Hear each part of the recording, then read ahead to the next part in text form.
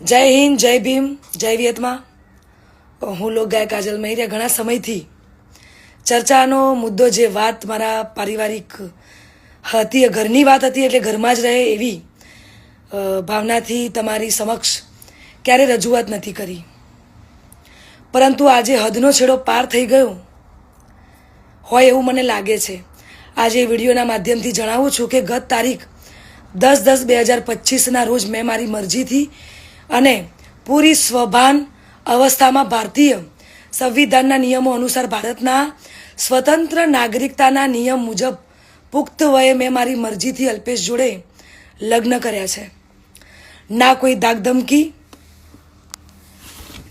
ધાકધમકી કે ના કોઈ દબાણથી કર્યા છે. અલ્પેશ અને મારું પોતાનું રિલેશન છેલ્લા 1.5 વર્ષથી હતું. આ વાતની જાણ મારા પરિવારને મેં કરેલી, પરંતુ એમની રાજીપો ના હોવાથી મેં મારી જાતે મારું ભવિષ્ય, મારી જિંદગી મહત્વપૂર્ણ નિર્ણયમાં મેં મારી જાતે લીધો છે. એ બાબતે મારો પહેલો ઘણો કે છેલ્લો ઘણો જવાબ આજ રહેશે અને આજ હશે. તો ખાસ જણાવું છું કે અમે બંને રાજી ખુશીથી રહીએ છીએ. હું મારી આ પર્સનલ વાતમાં ના કોઈ સમાજને કે ના કોઈ વડીલોને ગેરમાર્ગે દોરવા નથી માંગતી.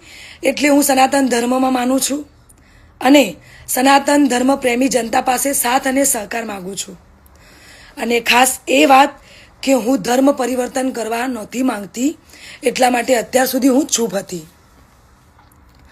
આ નિર્ણય પર અડગ રહી છું એનું કારણ કે હું સનાતની છું અને મારા પરિવાર દ્વારા અલ્પેશ અને મારા પર જે આક્ષેપો નાખવામાં આવ્યા છે, અલગ અલગ ધમકીઓ, મારી નાખવાની, ઉપાડી દેવાની, આ બધી ધમકીને અને ખાસ કે મારા સાસરે એટલે કે શેરથા જઈને જેમ તેમ બોલી અને ધમકીને આપી બધી વાહિયાત વાતોથી કંટાળીને તમને બધાની વિડીયો દ્વારા જણાવું છું.